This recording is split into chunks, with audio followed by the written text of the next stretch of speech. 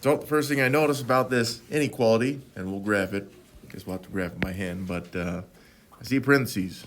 Okay, parentheses tell me that I'm expecting some kind of distribution, which is still, just as it always has been, multiplication. And I'll show that as 1x, so that's negative 4 times 1x's, which would be negative 4x's, and then also negative 4 times 2, which is negative 8. Now that's all the distribution I see in this inequality. So that means that we can go straight into combining like terms now.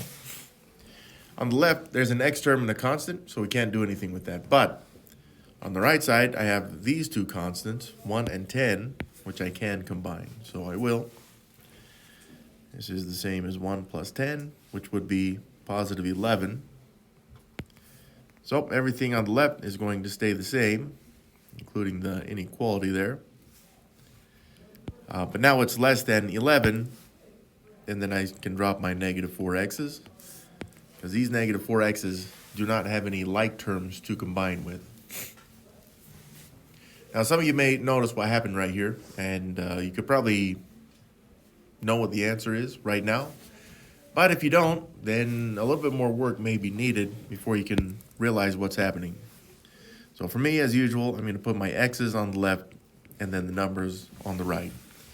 But you notice, even right now, what we're going to be doing is treating this like an equation, meaning right now the inequality doesn't matter. It does matter, we just don't necessarily, nothing is that we're doing right now has or will affect it. So right here, I got my principles of equality set up. So if I do something on the left side, I'll have to do it on the right. Or if I do something on the right, I'll have to do it on the left as well. So to start out, I've got negative 4x. Okay, it's on the x side, so it can stay. That's all right. But the negative 8 does not have an x, so I got to zero out that garbage. And you can zero it out by simply adding 8. But again, I did that on the left side, so I need to make sure that I remember to do it on the right side as well. So here's what happens. The negative 4x will drop. Negative 8 plus 8 zeroes out as planned. And this is now less than 11 plus 8, which is 19. And then I'll drop my negative 4x's here also. Okay, so that's made the equation a little bit smaller. But now, again, the negative 4x in red, it's okay. It's on the x side. In fact, the 19 on the number side, that's okay too. But the negative 4x is on the number side, but it has an x with it. So we can't have that. So I will have to zero that out as well. So we're going to zero out that negative 4x by adding 4x's. Okay? But again, I'm putting that on the right side, so I'm going to have to make sure that I put it on the left side as well. So on the left side, how many x's is this? Well, negative 4 plus 4 would be 0 x's, and it's okay to have 0 x's. The less than symbol just drops, and the 19 drops as well, but the negative 4x plus 4x, that zeroed out. That was part of our plan that we forced to happen, okay? So now I have 0x is less than 19, and we're going to say here that, well, let's interpret this. Okay, so it's 0 times something is less than 19. Now, that something that we're talking about there, that's an x.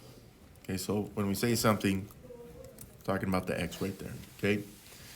Now, you can think for a long time, and you could put many values in, replace the x with many values here, but no matter what you multiply by 0, you're always going to get 0. So even the interpretation here is telling us that really what we have is 0 is less than 19. Okay, that's how this reads. 0 is less than 19. Well, you may be able to think about that for a while, but I know that this is always true. Always true. Okay, so this means that, again, you have an infinite number of values that make it true. That's fine, but really what we want to say here is that all real numbers will make it true.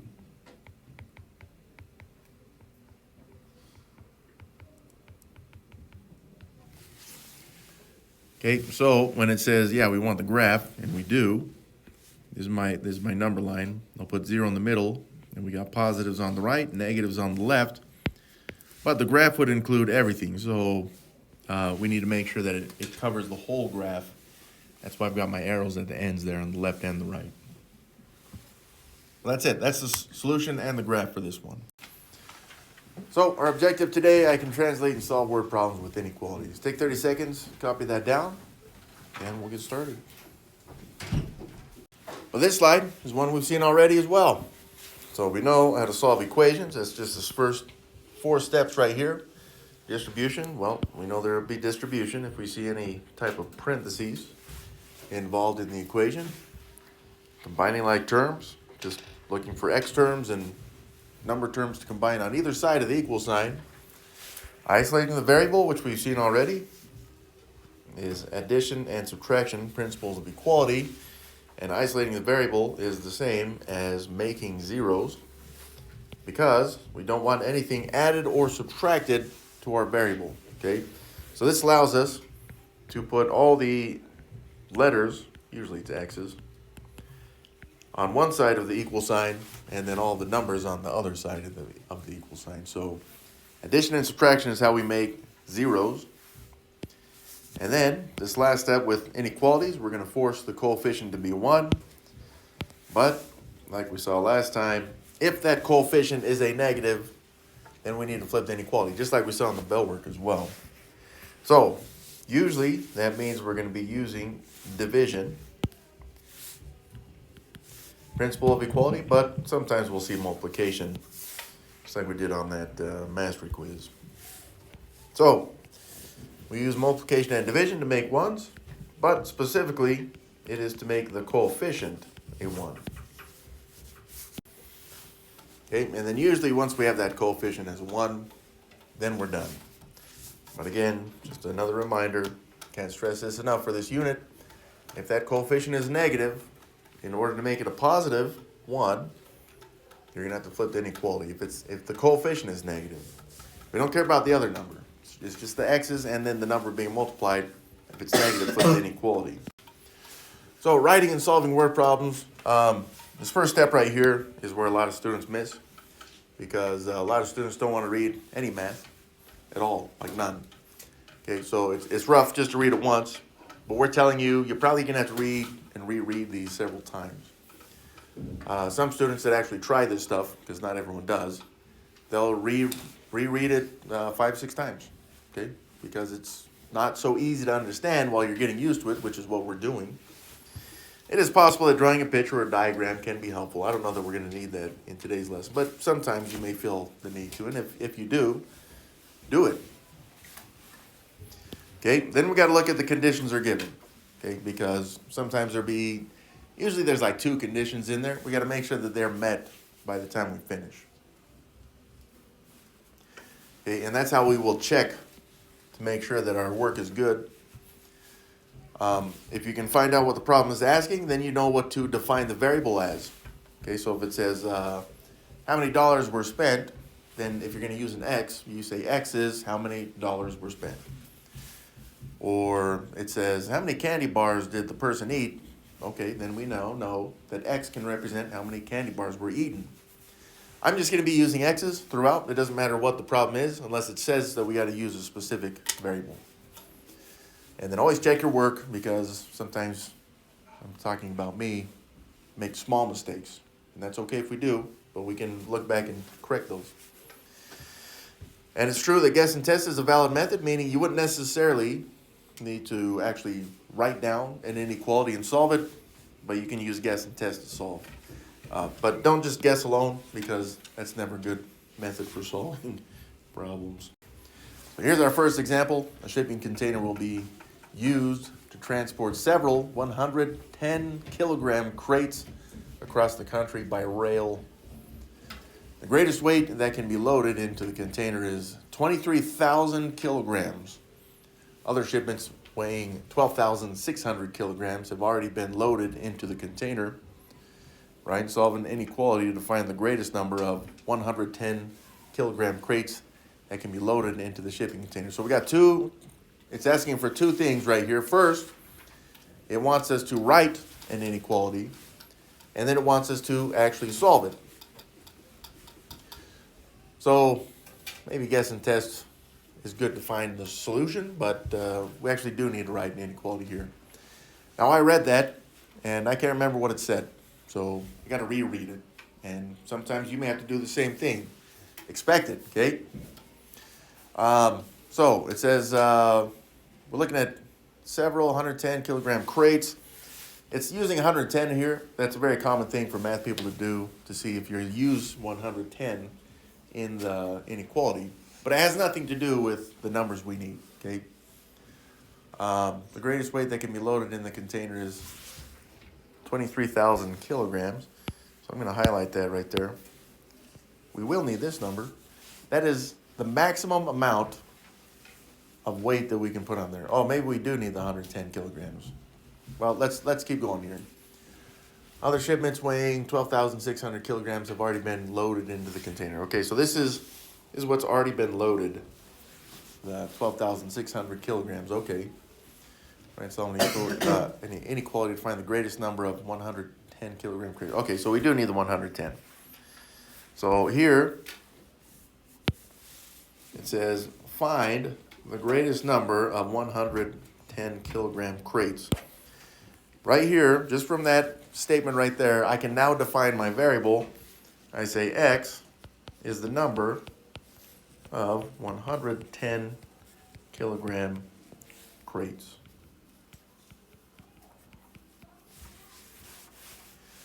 Okay, and that's just from this last statement down here. Find the greatest number of 110 kilogram crates. So, since we're looking for that, that has to be the number we don't know. And we're going to use a letter to represent the value we do not know. All right, so we're going to, what is this, some kind of train, I guess? Doesn't say what it is. But we're going to load up, the train. Transport, it says. So we got the transport. Okay, so the transport, it says that stuff has already been loaded. What is it? Other shipments. Okay, so the transport right now has other shipments. Now the reason why I'm starting with this is because it's a value that we already know. Other shipments. Okay, so we have the other shipments, and then in addition to that, so we're going to add to that the 110 kilogram crates. And that should be all that we end up putting on the transport, okay? So this is what it is in words. Okay, what is it in numbers? Well, the other shipments, it says up here, is 12,600 kilograms. Then we're going to add 110 kilogram crates. Well, we don't know how many there are, which is why we're using an X. But we do know that they weigh 110 kilograms. So I'm going to take 110 multiplied by X, and that would be the weight of the 110 kilogram crates. Bam. Okay, so that is the weight of the transport. But it's saying up here in red, what we already put, you got the greatest weight. I'm going to say max weight on this one. We're comparing the transport to its max weight.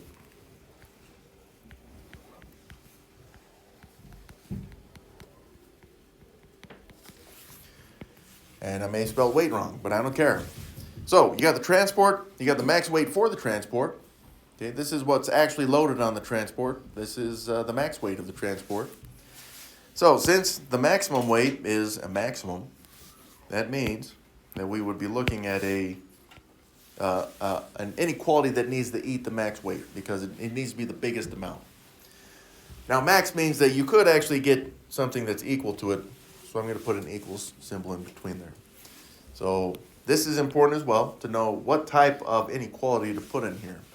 If you had these flipped, if you had max weight here and transport here, the inequality still just needs to eat the max weight, because you can't go beyond that, okay? So the transport weight needs, it can be less than, that's why we've got the less than symbol, but it could be equal to the max weight as well. All right, so in between my numbers, I can put a less than or equal to symbol. And we know the max weight up here, it said it was 23,000 kilograms. Bam. That is the inequality. That's what you would put into the first box right there. Okay, so we have that. Again, that would be one of our answers. That would be the writing portion. But now we actually have to solve this sucker. So let's do it. Okay, principles of equality. Again, I don't see any distribution. No combining like terms. So I would like to isolate my x's. I want all my x's on the left, and then I'd like all my numbers on the right. So the 12,600 does not have an x, but it's on the x side, so we're going to have to subtract 12,600. But I've done that to the left, so I must also do it to the right as well. Okay, so that does zero that out as planned. I can drop my 110 x's. And then this will be less than or equal to, let's see, 401. 10,400. You guys may have to use a calculator to check me on that, but looks right. All right, so that's pretty close. We're pretty close to being done. Now at this point, just like we've seen, we're solving this inequality, and my coefficient is positive, meaning that the inequality will remain a less than or equal to symbol. But I do need to make this a 1x. Okay, that's how many crates, that's how many 110 kilogram crates that I can put on this ship and still be safe.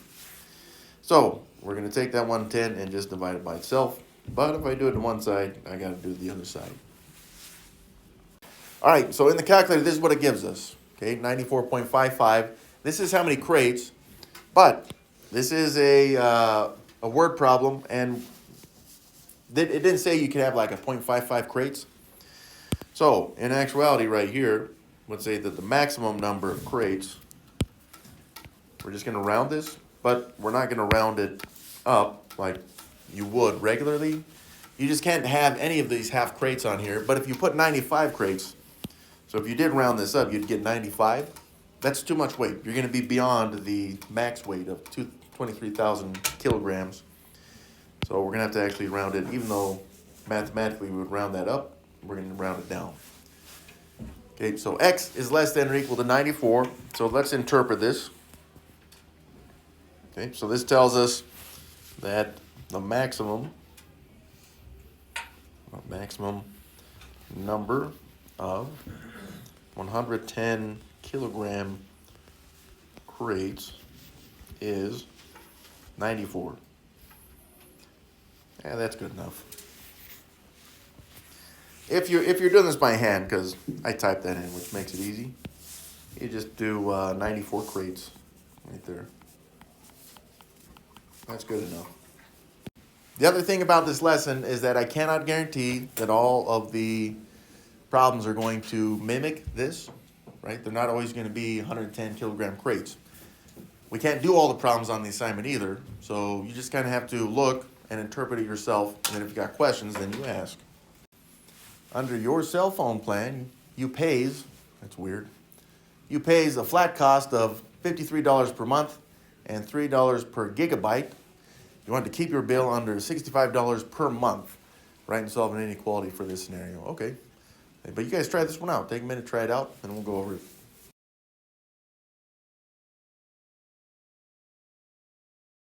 So if you need more time, you can have it. But I'm going to get started here. So let's read this again. Under your cell phone plan, you're going to get a flat cost of $53 per month and then $3 per gigabyte. So I'm going to start just with the costs. Okay, so costs for this cell phone plan includes, it says it's a flat cost of $53, meaning that you get this flat cost no matter what. That is $53 right there.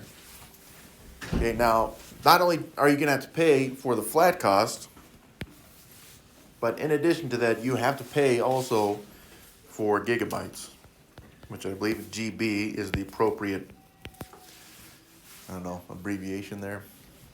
So we're going to add those two together. You got flat cost and you got gigabytes. Again, we're looking for cost. Now, if you said, you know what, it's 3, that would be true, but that's only true for 1 gigabyte. Okay, we don't know how many gigabytes, and that's where this problem isn't very specific. It says, write and solve an inequality for this scenario. Well, I don't know. I don't really understand what's asking. It didn't really ask a question. It just gave us some conditions. So we have to be able to interpret that as well, apparently, on this one. Is that we need to know, on this one, X is going to be number of gigabytes that you can use on this cell phone plan, okay? So if it's $3 for every gigabyte used, I'm going to multiply it by X, because I don't know how many gigabytes we're going to use in the month. All right? So $3, that's $3 per gigabyte times the gigabytes will give us the amount that it costs for using that number of gigabytes. So we're going to add those two together. And then we're going to compare this. It says you want to keep your bill under $65 per month. So I'm going to say it's like a max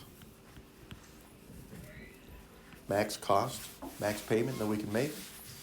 So we're planning on making a $65 payment. But in this, it also says that it needs to be under 65, meaning that if you put this as equal to 65, that would be false.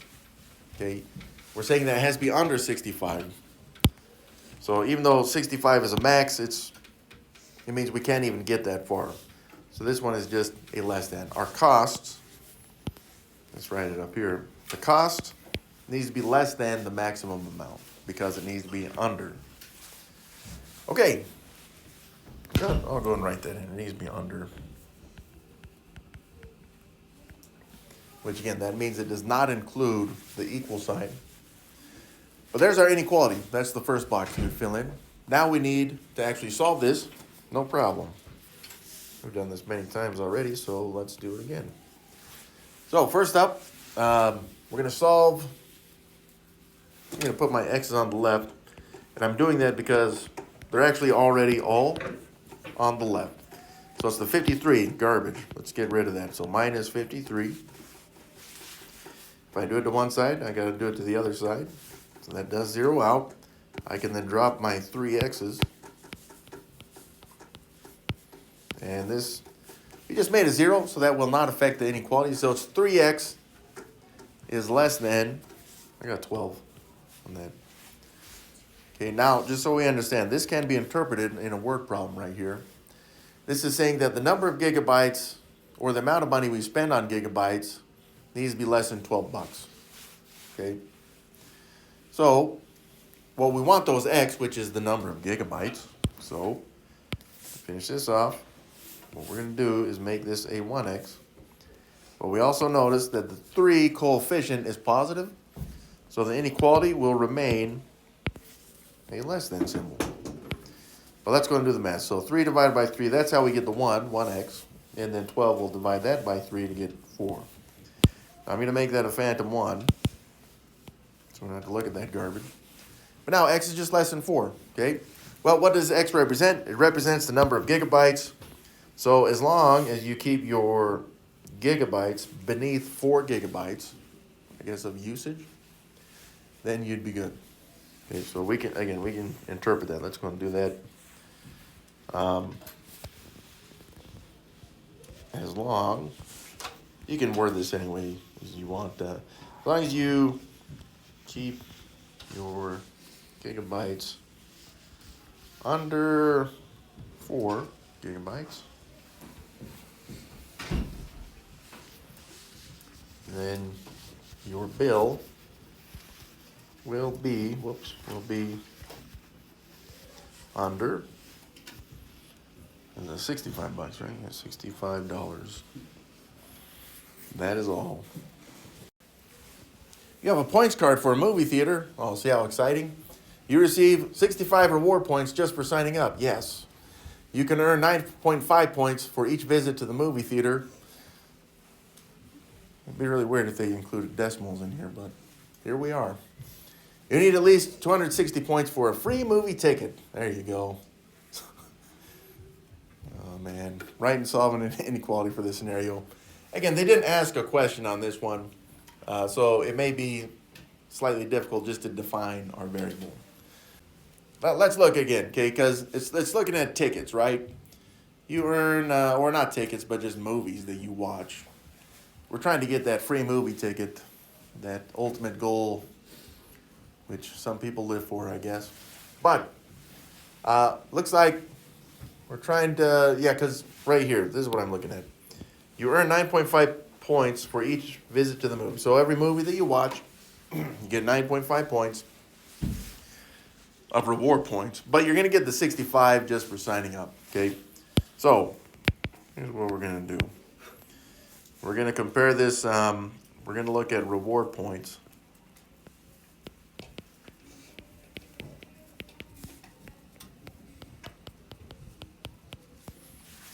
Okay, so this is the reward points that you can get.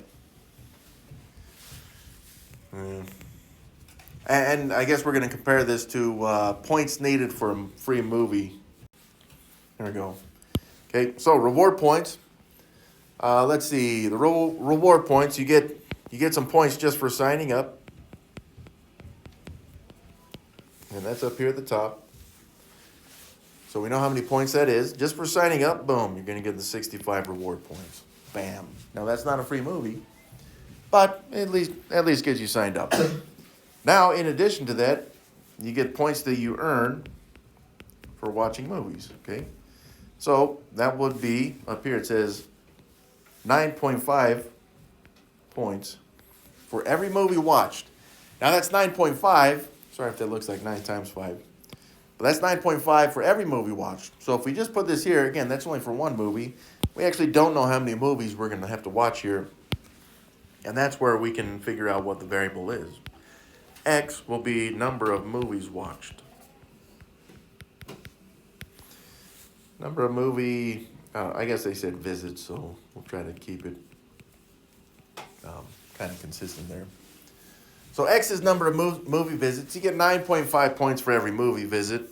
So we're going to multiply those two together, and that will tell you how many points you earn for visiting the movies, or going to them, or getting tickets, whatever. But we know if you add those two together, then you would have the total amount of reward points that you have banked up. Okay, but now we need points needed for a free movie, which it says over here, 260 points in order to get your free movie ticket. So that's going to be 260. Now that's all of our values, but now we need to have a inequality to put in between. So it says you need at least 260 points, meaning if you had at least, tells us that you could have equal to 260 points. If you get 260 points, boom, free movie ticket. But how does that relate to the reward points? Well, it could be equal, and that'd be fine, but you could also have more reward points, and that would be okay too. So that's why here I'm putting a greater than symbol, because it needs to eat the reward points. Okay, you need more reward points, or you need equal to 260. And again, since the reward points is more, means that it needs to eat that value, whatever that value is. Okay, so this is our inequality, and again, you could flip this around and say 260 is less than or equal to 65 plus 9.5x. Doesn't matter. It's exactly the same thing.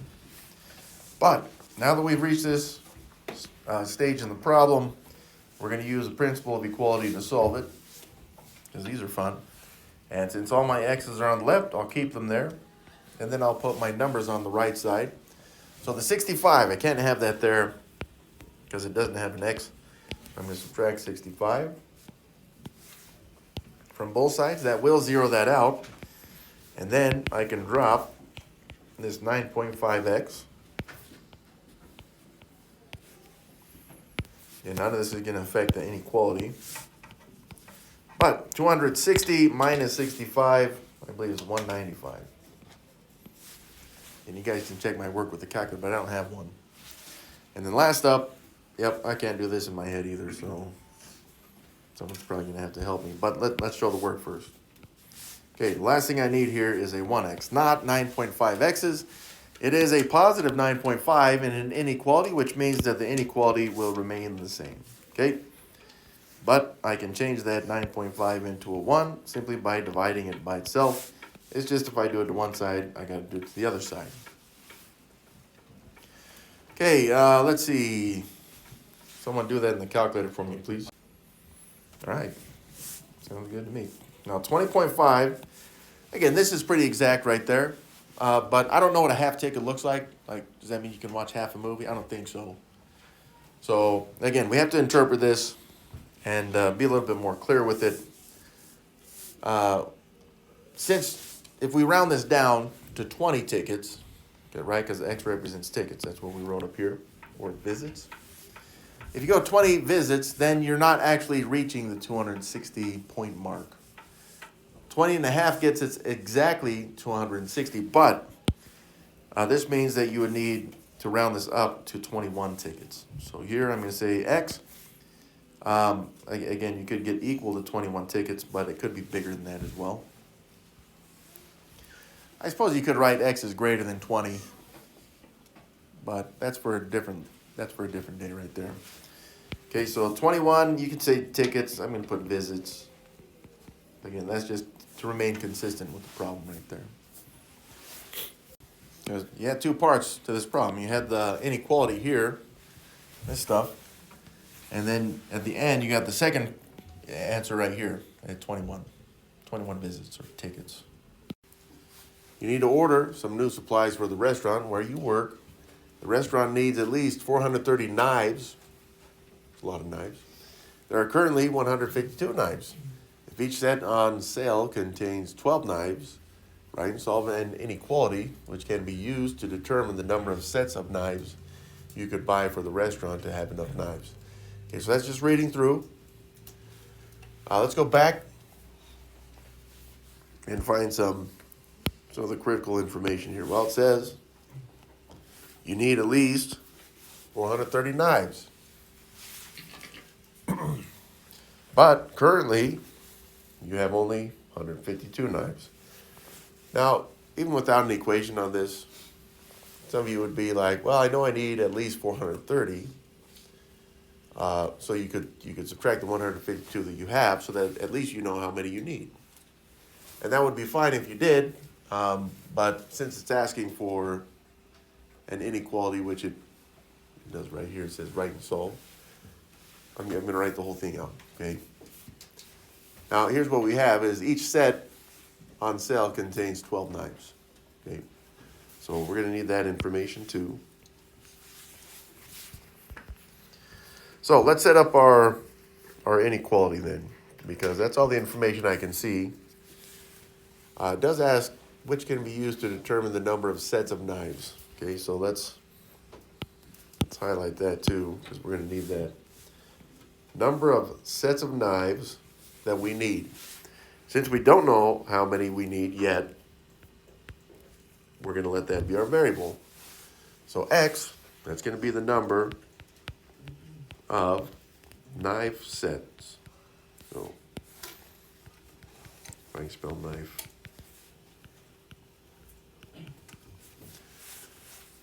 And we know in each set there's 12 knives. So we'll keep that in mind too. So the two that I would compare is we're looking at the restaurant. We're looking at how many knives it has or will have and how many knives it needs.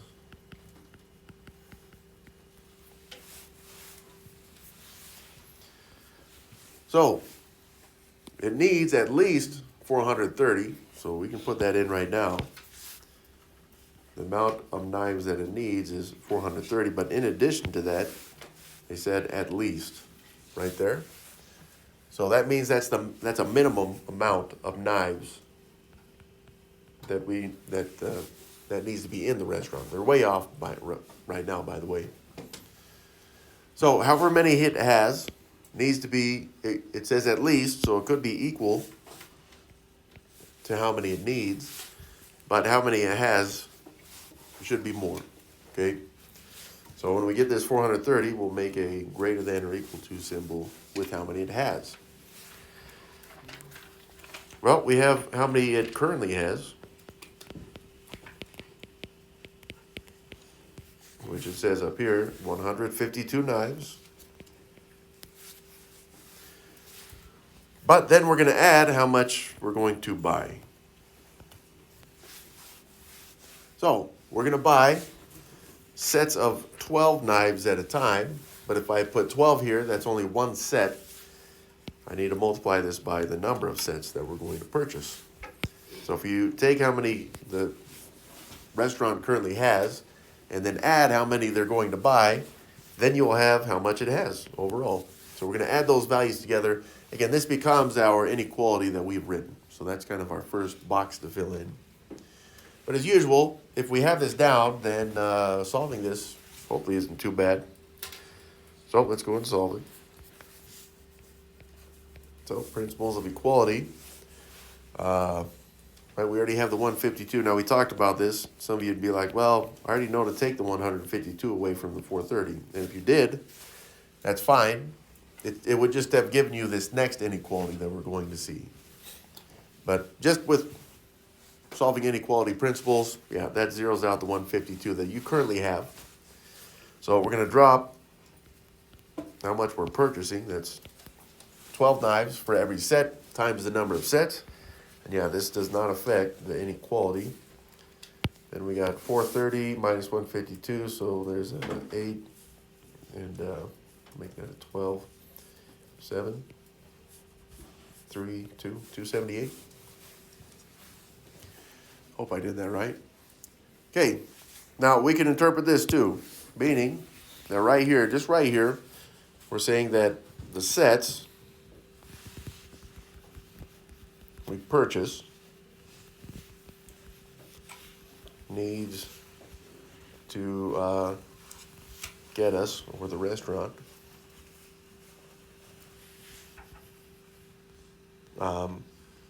at least 278 knives.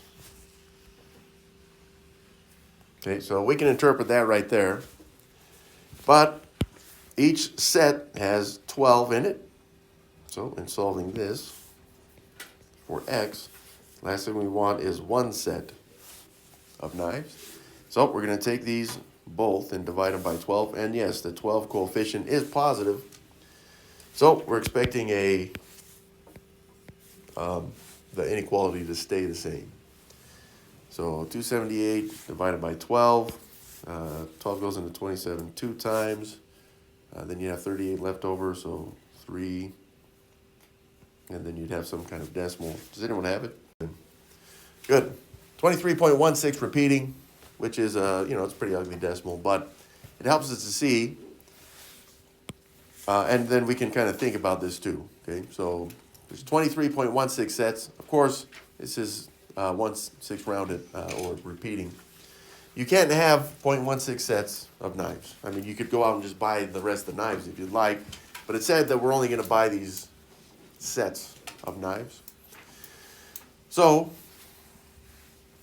again, as mathematically, we would probably look at this and round it. But if you round it down, you're not going to have enough knives in the restaurant. So we actually have to round this one up, meaning the number of sets that we need would have to be at least 24. So again, you could get equal to 24, or you could get more. And then now the restaurant has at least 430 knives based on this problem. Okay. So there you go. There's our inequality. This is the written inequality, but we had to make a lot of interpretation here. And again, this is interpreted. This is telling us that if you're going to purchase sets of knives, you could get 24 or more. Or you could say at least 24. They mean exactly the same thing. I can translate and solve word problems with inequalities, and hopefully we have fun doing it.